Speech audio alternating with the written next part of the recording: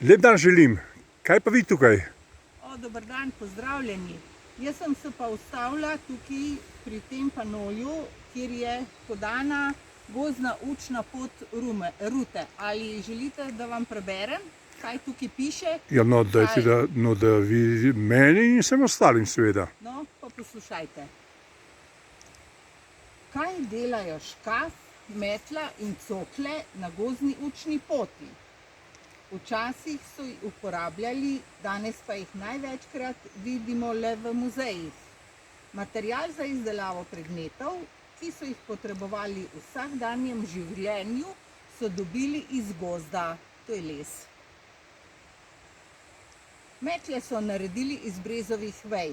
Z metlami iz češminovih vej so pometali listje na dvorišču. Cokle so izdelovali iz bukovega ali iz brezovega lesa. Iz vrbovih in leskovih vej so pletli košare. Iz bukovega pepela so pripravljali sredstvo za pranje perila, posode in tav. Zanimivo, ne? Zelo. Veje so jim služile pri spravilu sena, z listjem pa so nastiljali živini. Za izdelavo različnih sani in koles za vozove je bil uporaben les jesena, bresta, breze in nagnoja. Za smuči je bil primeren jesenov in javorov les. Pohištvo je bilo lahko narejeno iz javorovega, bukovega, češnjevega, orehovega ali brestovega lesa. Za izdelavo zibelk so uporabljali 6 vrst lesa. Med njimi je bila tudi lipa, iz katere so izdelovali kuhalnice, razne lesene posode in kolovrate. Brin se je uporabljal za dimljenje, razkuževanje in kadilo.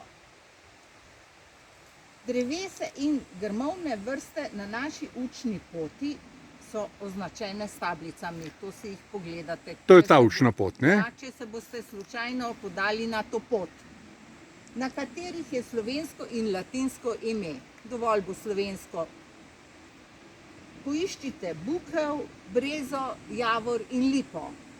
Opazujte in primerjajte, kako so razporejene veje, kako listi, kakšnih oblik so in kakšno ljubje imajo. Pa še to. Ali ste vedeli? Če niste vedeli, vam zdaj preberem. Ljubje breze je bele barve zaradi betulina. Bela barva odbija sončno svetlobo in tako deblo ščiti pred opeklinami. No, to pa verjetno malo kdo vedel. Oziroma marsikdo tega ni vedel. Betulin deluje tudi kot protivirusno in protibakterijsko sredstvo.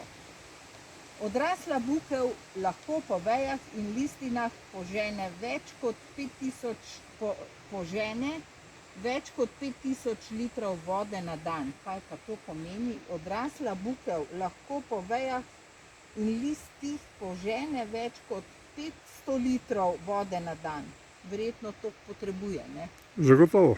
Ja. No, to sem prebrala iz tele table, kjer je učna pot. Sedaj pa prosim snemalca, da še približa, da si gledalci vidijo, oziroma poslušalci, gledalci pa vidijo, tole je škaf. No, peva bliže. Aha, to je robežen. Ribežen. No, tole so cokle. Tole je pa lopata, pa metla za pometanje kjerkoli. Najlepša hvala na prijaznosti, da ste to predstavila našim gledalcem. No, jaz se pa poslavljam od teh napotkov in nasvidenje. Te pa smejte. Adijo.